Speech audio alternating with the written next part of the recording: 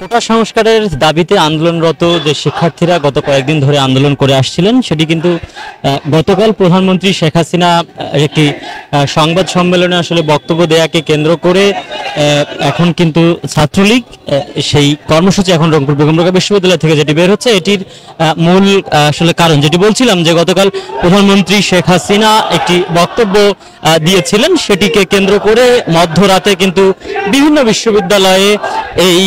নানা ধরনের আন্দোলনে কিন্তু একযোগে হঠাৎই নামে শিক্ষার্থীরা। এবং এই যে স্লোগান গতকাল রাতে যেটি দেয়া হয়েছিল যে তুমি কে আমি কে রাজাকার রাজাকার, এমন কিন্তু স্লোগান দিয়েছিল গতকাল আন্দোলনকারীরা। এবং এই স্লোগানকে আসলে তারা দেশবিরোধী বলেই কিন্তু বাংলাদেশ আওয়ামী লীগের যে সহযোগী সংগঠন রয়েছে বাংলাদেশ ছাত্রলীগ, সেই সংগঠনের যারা রয়েছেন নেতাকর্মীরা, ছাত্রলীগের কেন্দ্রীয় ছাত্রলীগের সভাপতি রয়েছেন সাদ্দাম হোসেন, তিনি সংবাদ সম্মেলন করে এবং সাংবাদিকদের একটি বিষয় জানিয়েছেন যে এরকম পরিস্থিতিতে তারা আসলে এই আন্দোলনকে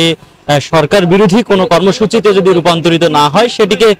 রুখে দেওয়ার জন্য তারা কিন্তু সর্বাত্মক কর্মসূচি করবে। তো সেটির আসলে সেটির আসলে এটির অংশ হিসেবে কিন্তু আজকে আসলে ছাত্রলীগের পক্ষ থেকে বিভিন্ন স্থানে মিছিল করা হচ্ছে এবং ইতিমধ্যে ঢাকায় বেশ কিছু এলাকায় কিন্তু দেখেছি আমরা ধাওয়া পাল্টা ধাওয়ার ঘটনাও ঘটেছে। তবে রংপুরে যে গতকাল আসলে বেগম রোকেয়া বিশ্ববিদ্যালয় থেকে যে র্যালিটি বের করা হয়েছিল, সেই র্যালিটি কিন্তু নগরীর বিভিন্ন এলাকা প্রদক্ষিণ করে এবং সবশেষে যেটি মর্ডানে গিয়ে কিন্তু কয়েক ঘন্টা অবস্থান করে এবং সেখানে ছাত্রলীগের পক্ষ থেকেও একটি নেওয়া হয় এবং সেই র্যালিতে আমরা দেখেছি যে দুপক্ষের মধ্যে ঢিল ছোড়াছুড়ির মতো ঘটনা ঘটে। সেখানে কিন্তু দুপক্ষেরই হতাহত হয় শিক্ষার্থীরা। তবে এই বিষয়ে আসলে তেমন কোনো ধরনের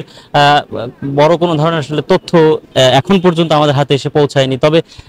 রংপুর জেলা ছাত্রলীগ, মহানগর ছাত্রলীগ এবং বেগম রোকেয়া বিশ্ববিদ্যালয় ছাত্রলীগ, এই তিনটি ছাত্রলীগ শাখা কিন্তু এই মুহূর্তে রংপুর নগরীর যে